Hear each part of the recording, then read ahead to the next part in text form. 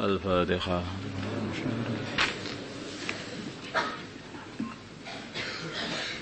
بسم الله الرحمن الرحيم.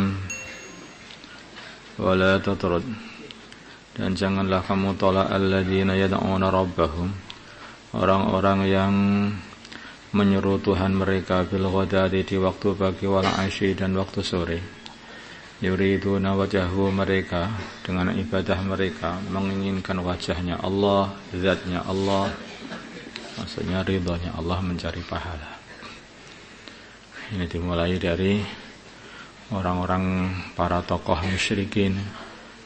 Mereka ini meminta kepada baginda Nabi supaya menyingkirkan orang-orang lemah, orang-orang melarat dari majelisnya baginda Nabi. Kayaknya mereka itu mau masuk Islam gitu. Nah, aku mau duduk mendengarkan kamu, ya enggak mau. Di majelis itu banyak orang-orang rendahan begitu, katanya. Saya enggak mau. Sehingga sampai baginda Nabi itu ada kepinginan untuk menyingkirkan orang-orang orang-orang lemah itu dan orang-orang miskin itu dari majelis beliau karena tomak, karena pengen supaya para tokoh-tokoh Quraisy itu mau masuk Islam. Tetapi oleh Allah dinasihati. Ma'alaika, tidak dipertanggungjawabkan atas kamu min hisabihim, hisab mereka, min syai'in, sedikit pun. Wa ma min hisabika, dan tidak dipertanggungjawabkan. Wa ma min hisabika, dan tidak dari hisabmu. Alaihim, dipertanggungjawabkan atas mereka urusannya, min syai'in, sedikit pun. Fatatrudahu, maka kamu menolak mereka dari majelismu. Fatakuna, maka jadilah kamu minal zalimin, termasuk golongannya orang-orang yang zalim.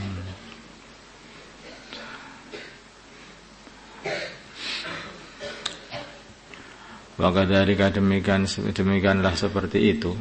Fatanna, kami uji ba'dahum, sebagian mereka, bi ba'din, dengan sebagian yang lain. Orang-orang tokoh, para tokoh diuji dengan orang-orang rendahan. Orang-orang kaya diuji dengan orang fakir. Orang-orang rendahan, orang fakir lebih dahulu masuk Islam. Sedangkan para tokoh malah mereka enggak cepat-cepat masuk Islam. Diuji seperti itu oleh Allah. Liyaqulu, supaya mereka berkata, ahaulai, apakah kepada mereka, mana memberi anugerah Allah alaihim, kepada mereka, min bainina, di antara kami.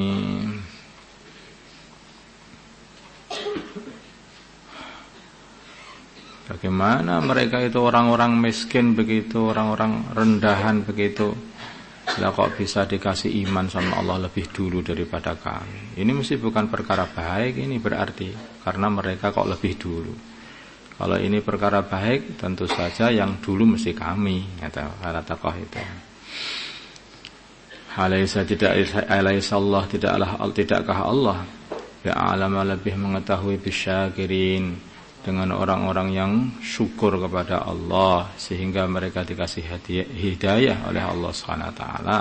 Ya, tentu saja Allah lebih mengetahui orang yang mana yang syukur kepada Allah.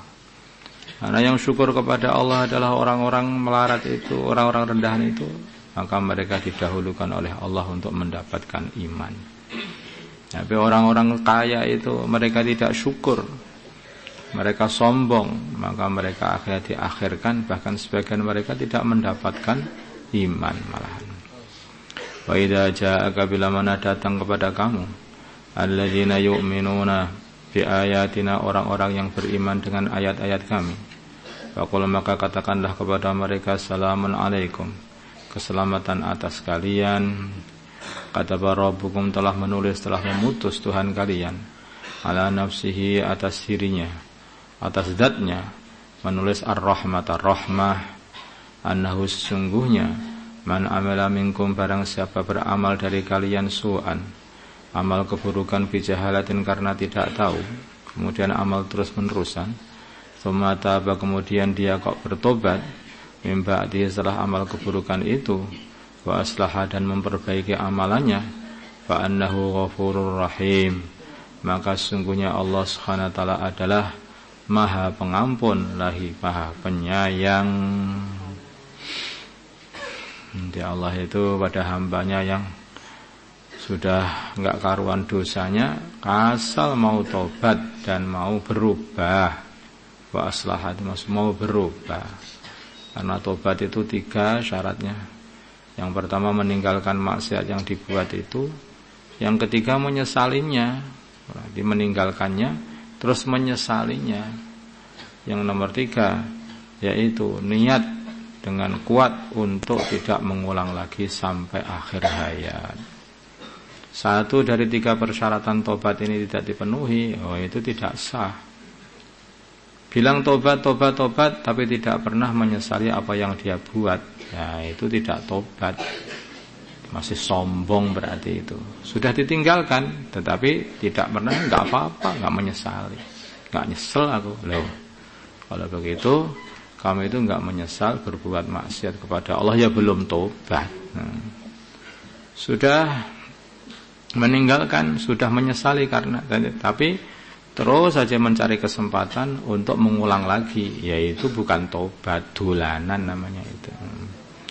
Bilang tobat tapi tidak pernah meninggalkan maksiat yang dia buat itu, yaitu sama saja itu ditempiling yang seperti itu.